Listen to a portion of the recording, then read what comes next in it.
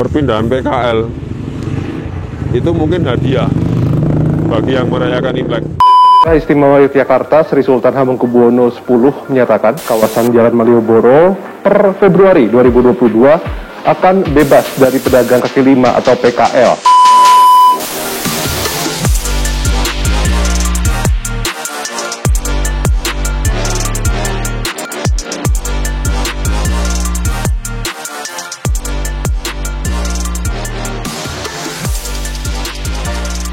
Dawane arep pirang meter terus harpoe kepiye? Kan iso ngono, tanpa memindah loh, tanpa merelokasi. Tapi kenapa harus dipindah? Orang ngerti. Hilangnya PKL di sekitaran Malioboro sebenarnya ada kekurangan tersendiri, jadi lebih sepi. Jogja setelah pandemi yo serba tidak pasti. Untuk warganya ya untuk semua nih. Menuju ke teras Malioboro 1 dan teras Malioboro 2 karena di lorong-lorong Malioboro baik itu di barat ataupun timur jalan sudah tidak ada PKL dan PKL sudah ditempatkan di Malioboro 1 dan Malioboro 2.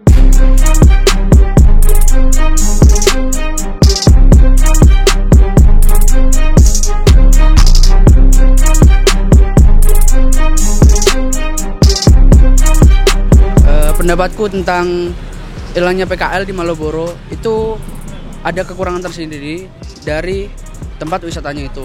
Di situ kan ada ciri khas sendiri buat Malioboronya. Kayak PKL itu yang bikin wisatawan rame, yang mungkin sering dibuat pusat perhatian bagi Malioboronya sendiri.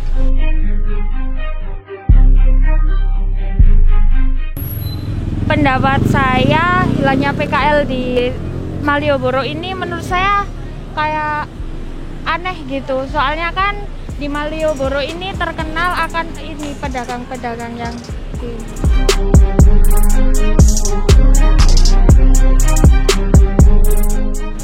sebenarnya bagus sih Mas, jadi jalannya itu agak bersih, rapi, tertata gitu. Tapi sayangnya cuma sebenarnya PKL itu jadi ikonnya sendiri dari Malioboro. Nah itu keramahan dari pedagangnya, murah-murah juga. Itu aja sih Mas. Saya pribadi jujur kalau pemerintah ketoknya kurang ngerasa lagi Mas. Tangan pemerintah ki ora tekan. Atau karena kita ini memang udah lama ya mau dipindah atau diseragam dan sebagainya. Kuwi wacana-wacana wis mungkin belasan tahun wis ada itu. Soalnya waktu dulu kan misalnya jalan-jalan, nilai ada melihat barang dagangan itu tertarik. Nah itu kalau sekarang kan direlokasi, nggak tahu itu gimana nanti.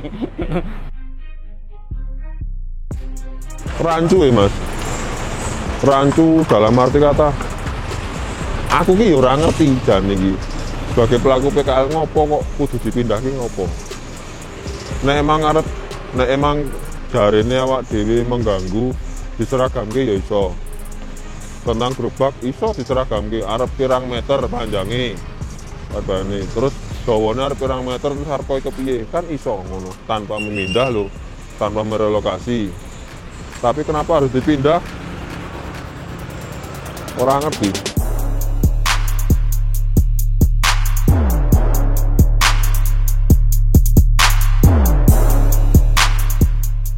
Pendapat saya tentang PKL di Malioboro ya tentunya dengan perubahan saat ini tentunya juga sangat efektif dan juga sangat membantu wisatawan. Karena sebelumnya kan PKL di Malioboro ini sangat crowded ya Kak ya tentunya dengan banyak PKL di pinggir jalan. Jadi membuat akses perjalanan orang-orang yang berjalan tuh terganggu tentunya dengan macet juga. Dan sekarang juga lumayan ya meskipun masih macet tetapi berkurang Kak. Jadi lumayan terbantu dan juga lebih tergrouping. Maksudnya dalam segi PKL-nya juga tergrouping. Jadi sangat efektif sih. Cuma kalau ada kurangnya juga ada. Soalnya kan Jogja kan terkenal dengan kulturalnya yang orang-orangnya pada jualan di pinggir jalan. Jadi lebih lebih kental aja sih tentang PKL-nya gitu.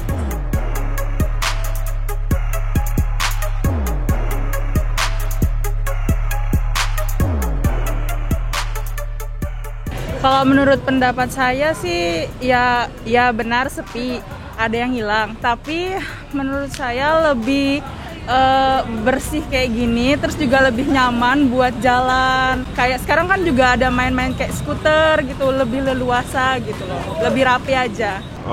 Mungkin ini bagi pandangan saya atau pendapat saya sebagai pelaku pedagang Malioboro ya, saat pedestrian saja itu sudah satu ujian bagi kita, wis menghilangkan berapa bulan kita nggak berjualan. Terus pandemi, semuanya kan dimulai dari awal juga.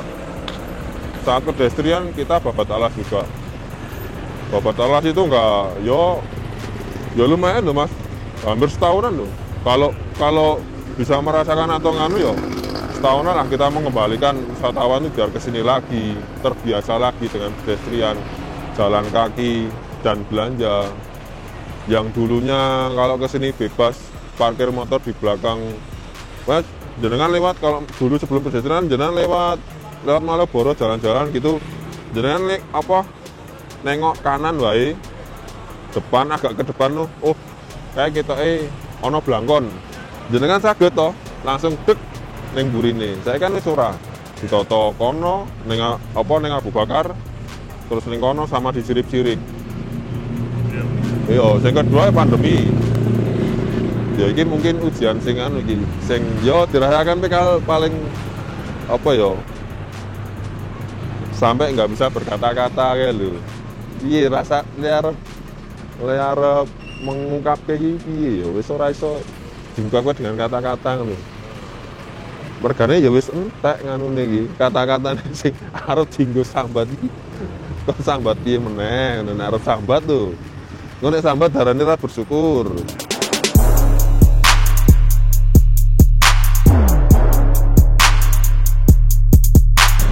Ya paling banyak itu sekitar tahun 80-an lah kayak mas. Itu udah mulai ada.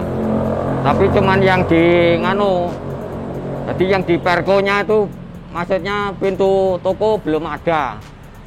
Jadi misalnya orang jalan itu, orang lewat itu ya masih lancar gitu. Tapi lama-kelamaan ya namanya mencari rezeki ya mas. Jadi ada yang kepengen jualan ya, yang plan di pintu toko. Nah, jadi perkonya itu untuk jalan itu sulit. Pemilik toko menganggap kita itu mengganggu toko, karena mereka beranggapan bahwa yang kita pakai sebagai lahan untuk berjualan itu milik dia, yang bayar dia, yang bayar pajak dia. Tapi kan kalau mau baik-baik atau ya secara kekeluargaan iso to diparu. Pernah terjadi kasus yang menurutku geger geden kuwi untuk PKL Malioboro itu melawan toko, melawan di daerah sini itu sampai ke pengadilan JIC itu niaga atau apa? Niaga. Itu PKL menang. Nah, sing dadi masalah, tempat yang seharusnya itu jadi lahan PKL untuk berjualan itu dibor meja dan kursi paten. Tanpa ada ini mas, maksudnya komunikasi dulu. Gak ada. Ngerti-ngerti sesuk buka wis ana kuwi, wis ana meja kursi. Nah, sing manggone kono kan otomatis sopyak karo ketuane dan lain sebagainya toh. Nah, tapi pergerakannya ora serentak kaya pas pertama sampai ke pengadilan dulu itu. Nah, ambu-ambu saka kono kuwi mayoritas wong awang PKL kuwi wis ngerti. Jadi isu perpindahan atau relokasi PKL ini semakin kuat dan semakin diyakini sama pedagang ya mergone itu. Mulai dari situ ya. Semakin kuat tuh. Tapi tak garis bawahi bahwa tapi sebenarnya hubungan antara pemilik toko dan PKL itu baik-baik saja. Mayoritas baik. Mayoritas loh. Saya katakan mayoritas karena ada 1-2 toko yo sing bener-bener ngetoke nek sengit atau ora seneng karo nek ngarepane iki dienggo dodolan PKL. Menurut saya sekarang ini PKL-nya udah nggak ada di Malioboro ini. Sebenarnya kalau menurut saya, pendapat saya ya, kayak sepi gitu loh sebenarnya. Kalau dulu kan kalau misalkan kesini tuh rame kan ada PKL, sekarang tuh jadi sepi gitu. Ya berdampak sekali Mas. Soalnya waktu kerja pertama, hari pertama di sini pendapatnya tuh 19.000 apa 20.000 gitu satu orang. Yang kerja ya banyak sekali, 100 berapa Pak? 100 berapa? 20 ya temannya. Tuh ya ada kan ya, sebagian ada yang nitip di sini, sebagian ya ada yang di sebelah sana. Yang sebelah sini sekarang ya sudah pindah. Ini direlokasi pedagangnya itu. Nah, pindah, nggak tahu pindahnya di mana. Kalau di sini Mas ya, misalnya dari pagi sampai sebelum jam 11 itu masih 3.000. Ya. Tapi kalau udah jam 11 naik, udah 5.000. Tapi kalau ada yang nginep, terkadang kan ada yang kan nggak tahu. Misalnya tempatnya 24 jam apa sampai jam 12 atau jam berapa gitu nggak tahu biasanya. Nah itu terkadang ada yang nginap. Nah itu ya terkadang tarik 1 hari 1 malam, terkadang 15.000, terkadang 10.000. Seperti itu. Kalau diperbandingi per jamnya kan masih murah gitu loh, tidak terlalu mahal. Misalnya 15.000 1 hari 1 malam, 15.000 kan ya tidak terlalu mahal.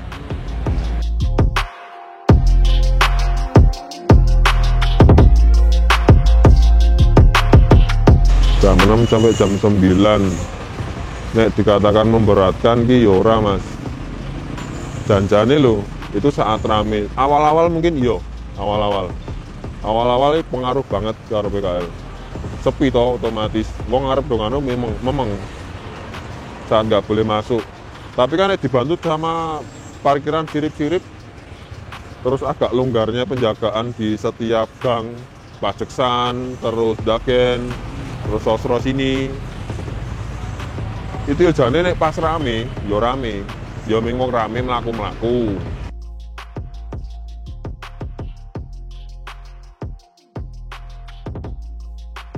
Sabar 18 tahun stepetnya gubernur nggih. Statementnya gubernur itu katane nunggu relokasi ini 18 tahun. Ya awak yo nunggu PKL ini dipindah 18 tahun. Terus kita ditempatkan di tempat relokasi yang baru di teras Malioboro 2 ini. Itu cuma dikasih 3 tahun. Setelah 3 tahun ya entah sesuk ki awak dhewe nyewa per lapak atau dipindah ke tempat baru. Nek wacana-wacana kaya ngono kuwi nek pengen goleki isu-isu kaya ngene gampang banget. Ana wacana sesuk digaweke ning daerah bareng karo Indra. Itu nanti utara Indra itu hilang semua. Rame Mall itu katanya hilang, itu juga buat PKL. Isu-isu loh, tapi pastinya orang ngerti. Karena ya Jogja setelah pandemi ya serba tidak pasti. Untuk warganya ya untuk semua nih.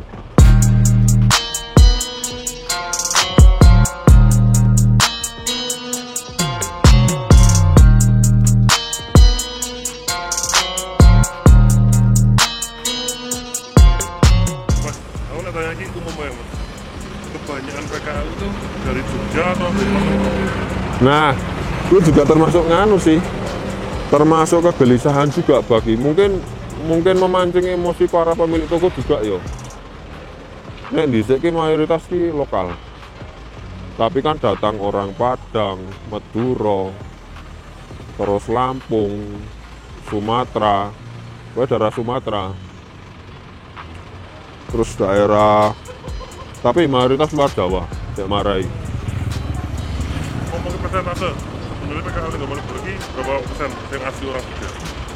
Lokal, nek pemilik itu masih banyak, mayoritas. Nah, tapi dikontraki. Rono lho. Kita itu juga termasuk sebagai pemantik masalah. Sing maune sing duwe lahan kuwi nek karo toko apik, gandeng sing ngontrak iki luar Jawa, ya mungkin tata kramane beda. Ngono lho. Ngomongke nganu ora terlalu ndungkluk. Kan nek wong Jawa ana nganu dibangku mati. Nah, saiki nek PKL ki wis diapiki karo pemilik toko oleh dodol ning kono. Kan otomatis ya sak iso-isone iki ngapi pemilik toko. Piye carane kan ngono. Ana imbal baliki. Tapi saat ya aku ora ngerti Mas jenenge mungkin keadaan ekonomi si pemilik lahan, si pemilik lapak iki mau butuh sesuatu atau ya mbur arti mungkin loro arep operasi butuh duit akeh ngono lho. Atau arep ngrabeke anake ning megah utang kiwa tengen atau saudarane orang anu nah nyewak kene lapak. Kan lumayan sih Mas. Oh, ora 1-2 nominalnya. Nominalnya bisa belasan sampai puluhan. Per tahun. Yo nek neng kene minimal itu 2-3 tahun nek kontrak. Pengen nganu lho, pengen delok hasilnya. Gede loh. Nah, sekali tompo gede loh.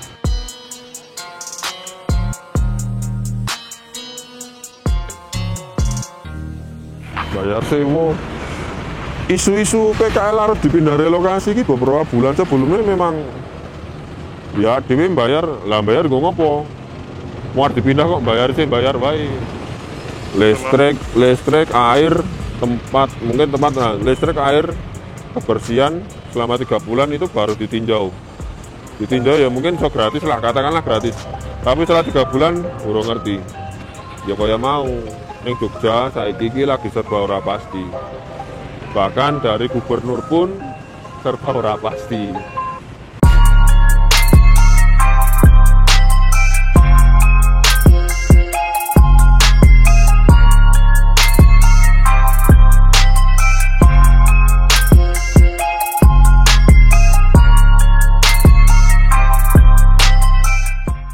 Ora pasti.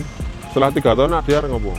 Bisa oleh ning kono dengan sistem kontrak atau selamanya atas nama pemilik lapak. Terus harus dipindah ning ndi? Kalau boleh dijelaskan Mas, sistem lapak di situ adalah hak milik masyarakat atau punya Mas? Atau punya nama masing? Hak milik toh. Hak milik. Itu kan satu paguyuban. Satu paguyuban. Satu lapak, satu nama. Yang membedakan antara lapak ini karena ini Indra apa Mas? Yang sini, ya kan ada 2 Mas. Ada Tridharma sama Pemalni. Yang di teras ini, teras 2 Malioboro ini, bekas kantor pariwisata, itu mayoritas Tridharma. Yang di ex bioskop Indra, itu mayoritas Pemalni. Tapi kan yang di sini juga enggak Tridharma wae. Ada 2-3 paguyuban. Dari 0 km ada, dari Kepatian itu ada. PKL kira mudah toh janjani. Nek gue gelem goleki nggon, kabeh ki pasti lho. Kabeh ki pasti ki penak. PKL ki ya dingane ya janjane manut kok. Nek digawe nggon sing ya nek saiki 120 kali 120 dengan kita yang biasanya berjualan lebar 1 meter, panjangnya hampir 1,5 meter, dan itu masih kanan kiri belakang bisa dibuat nganu. Sekarang wis ora iso. Iya, saya 120. Jadi cuma 1 kotak wae tok. Kanan kirine wis ana, mburine wis ana. Susah to kabeh pasti wae. Sik layak ngono lho. Bagi para penerus kan dari kecil sampai umur 30-an loh. Berarti kan 30 tahun dia menggantungkan hidup di Malioboro toh, dari orang tuanya berjualan di situ. Nah, terus saya meneruskan dipindah dengan segala ketidakpastiannya. Sing masalah lagi minggu serba pasti. Soalnya kan yang lapak lawas ki sebenarnya kalau mau di nek gelem do mikir para PKL ki lagi do yo arep-arepe panen. Soalnya mayoritas, ya bisa dikatakan mayoritas PKL ki modal untuk bangkit dari pandemi do durung balik. Iya, saat dipastikan kita fix relokasi, ya sing do tangisan saat hari Imlek mesti udan ora? Mesti udan. Berarti Imlek wingi kuwi lagi pertama kali ini jenengan nemoni Imlek ora udan. Maksud pertanyaanmu boy? Perpindahan PKL itu mungkin hadiah bagi yang merayakan Imlek. Ini karena rasa ngadep, masih bisa ketemu Rojo nih. Oh. Yang dia penentu dari semuanya, dia ngomong Mas. Tanpa saya matur mawon, si nuwun tetap ngerti. Harusnya ngerti. Bapak ini dicek kaya piye? Ngopo kok ora diturunke ning jenengan? Kenapa Anda tidak bisa bersikap seperti nyun sewu Bapak ini jenengan? Si nuwun ke 9. Dia pro rakyat tuh. Dia sayang. Sing ngolehke PKL dodol ning kene iki nggih ke 9. Dari ke 9 dodol ini aja didol karena nggak sekali dua kali sing wani adol lapak Malioboro yo uripe sengsara. Jenengan boleh tanya selain saya apa meneh tukang guyak sing pun sepuh-sepuh nika mang tang leti, jawabannya masih sama, dodol ini aja didol. Jadi ngerasa ada keberpihakan kan? Keberpihakan Orang berpihakan pada yo saya nggak berani berasumsi lebih jauh tentang itu, tapi nek menurut pribadi saya yo muga-muga wae aja, tapi kok tetep ono, kok mesti ono, ketoke mesti ono, entah dari pihak mana orang ngerti.